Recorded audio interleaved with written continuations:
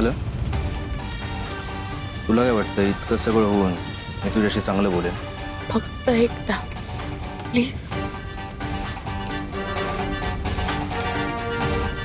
ठीक आहे.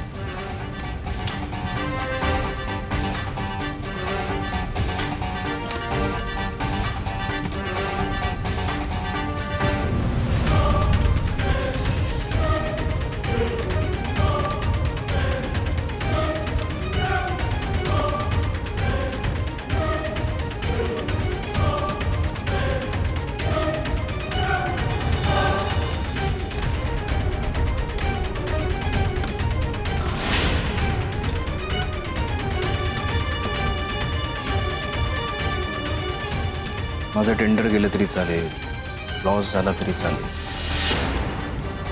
पण मी तुझ्याशी कधीच प्रेमाने बोलणार नाही.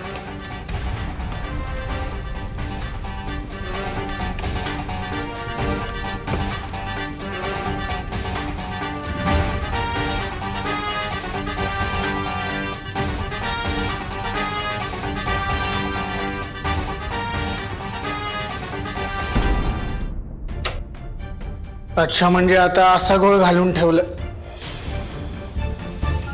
पुढे झालाय तर. पण सावित्री मॅडम, तुम्हाला कळतंय का या सगळ्याचा इम्पॅक्ट नेमकं काय होतो? नेमकं नुकसान कशाचं होतं तुम्हाला कळतंय का?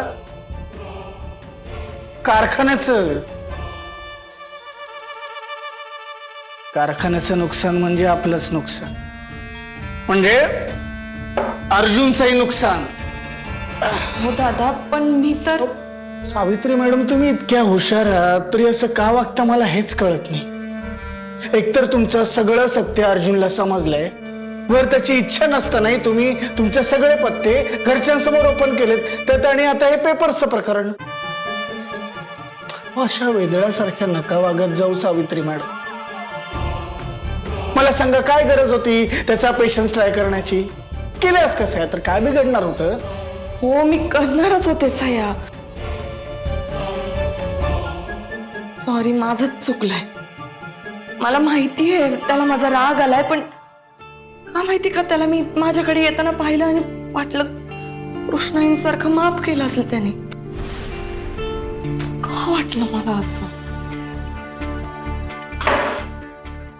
तुम्हाला त्याचा स्वभाव अजूनही कळलेला नाहीये का?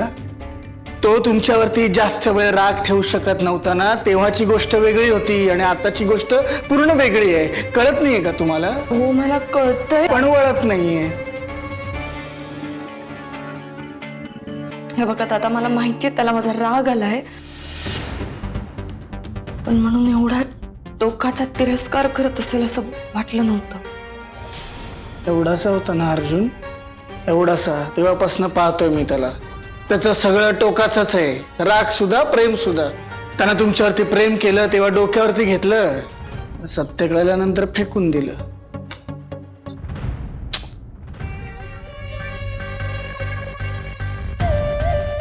खरं तर ना मला याचीच भीती होती, म्हणून मी तुम्हाला सांगत होतो वेळोवेळी की नका घाई करू तुमचं सत्य सांगण्याची. पण तुम्हाला माझं म्हणणं पटलं नाही आणि मला न सांगता सगळं सांगून बसलात. दादा, सॉरी. ठीक आहे, आता जे झालं ते झालं. तुम्ही काळजी करू नका. मी बघतो काही होतंय का. हो. सावित्री मॅडम, काय झालं? एवढ्या घाईघाईत कुठे चाललात? मी ते भीमांच्या खोलीत जाऊन येते. सावित्री मॅडम, सारखं तिकडे नका जात जाऊ. असं कराल आणि स्वतःला एकटं पाडून घ्याल, डिप्रेशन मध्ये जाल तुम्ही. नाही दादा, मला जाऊ देत. मला गरज आहे. कदाचित या घरातली किंवा या जगातलीच सगळ्यात महत्वाची जागा आहे ती माझ्यासाठी. भीमांची खोली म्हणजे त्यात खजिना आहे माझ्यासाठी दादा. मला जावं लागेल. येते मी.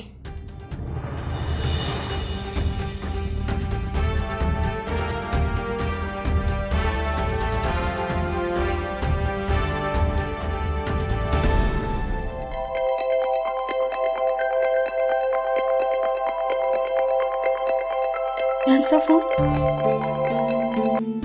हॅलो, हाव कुठे आहे तुम्ही? कसे आहात? हाव तुम्ही घरी नाही तर नुसतं चुकल्यासारखं वाटायलंय. जीवाला चैन पडेना, रात्रीची झोप लागेना, जीव नुसता कासावीस होतोय. कुठे आहे तुम्ही? इथं आमचं तरी काही वेगळं चाललंय वे. इकडं कुत्रा हाल खाय नाही आमचं. ह्याच्यात रुपया नाही आणि पोटात अन्नाचा कण नाही. 2 पेग मारून झोपा म्हणलं तर ते पण नाही. दिवस कसा ढकालतोय ना माझं मला माहिती. तू बसले तिकडं निवांत. मी येऊ का तिकडं? कशाला तार आली वे? अहो तुम्ही म्हटलं ना खाण्यापिण्याचं वांद होतं, म्हणून म्हटलं मी तिकडे आले असते तर काही करू शकले असते ना. ये वाटच बघतोय तुझी मी. चालतंय. येड्या कुठचे लागले लगेच यायला. एवढी जर नवऱ्याची काळजी वाटत असेल ना, एक काम कर, माझ्यासाठी पैसे घेऊन ये. पैसे? ते मी कुठून आणू? आता ते पण मीच सांगायचं काय? हे बघ, मला पैसे पाहिजेत. कुठून आणायचं, काय करायचं तुझं तू बघ आता. अहो पण माझ्याकडे कुठून येतील पैसे? कसे आणू मी? आत्ताच्या आत्ता कामाला कुठनी पण आण. आत्ताच्या आत्ता जोडणे लागले गेस तू ठेव.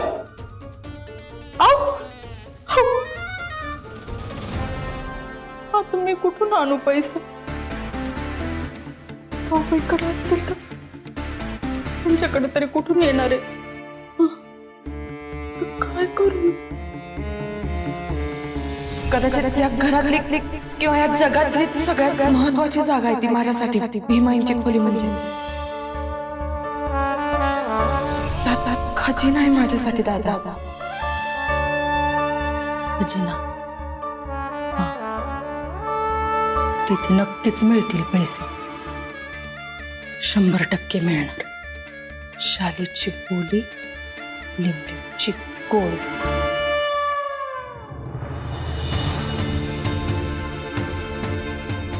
बोला पडते. सॉरी सर, आपल्या हातून एक खूप मोठं टेंडर गेलंय. तुम्ही का सॉरी म्हणताय? अहो सर, माझीच चूक आहे. मीच सगळं कंप्लीट करायला हवं. तरी तेच झालं असतं. सोडा विषय. म्हणजे सर मी समजलो नाही. नाही समजलं तेच बरं आहे. सोडा ना विषय पडके, जा ऑफिसला भेटू. सर एक विचारू का? सावित्री मॅडमची तब्येत बरी आहे ना? त्या असं कधीच करत नाही. आपल्या ऑफिसचं काम असलं ते सगळं प्रायोरिटीवर करतात. ती फाईल हरवली माझ्याकडून. हा? काही एक्सप्लेनेशन हवंय तुम्हाला? नाही कसं असतं पडके, दिवस गेला, वेळ गेली, ती परत नसते. त्यामुळे सोडावा विषय तो, जा ऑफिसला. Okay sir. फडके थांबा.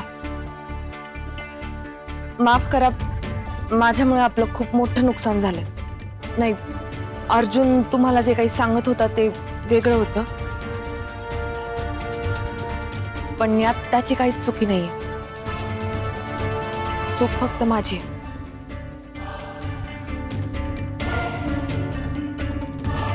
मीच सह्या केल्या नव्हत्या, माझ्यामुळेच झाले. पडके ऑफिसला जायला उशीर होतोय, बरीच काम आहेत आपल्याला. ऑफिसला जा.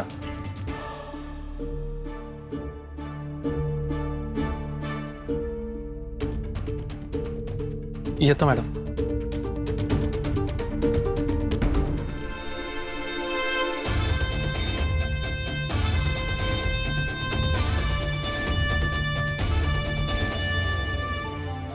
तुझं हे जे काही खरं बोलण्याचं नाटक चालू आहे ना, त्याला मी बळी पडेन अशी जर तुझी समजूत असेल ना, तर ते पहिला मनातून काढून टाक. कारण आता आपल्यामध्ये पहिल्यासारखं काहीही नाहीये. तसं नाहीये अर्जुन. कसं आहे हे सांग ना. अजून किती वेळ आणि कशा कशाला सॉरी म्हणणार आहेस तू? तू माझं जे काही नुकसान केलंस ना, ते याच्या समोर, या टेंडर समोर ना किस झाडकी पत्ती आहे. खूप छोटं आहे ते. तू माझं पैशाचं नुकसान नाही केलंस, तू माझं ना मानसिक नुकसान केलंस. त्याची भरपाई तू कधीच करू शकणार नाहीस, कळतंय? माझ्यावर जबरदस्ती करण्याचा प्रयत्न जरी केलास ना, तर त्याचे परिणाम वाईट होतील, एवढं लक्षात ठेव.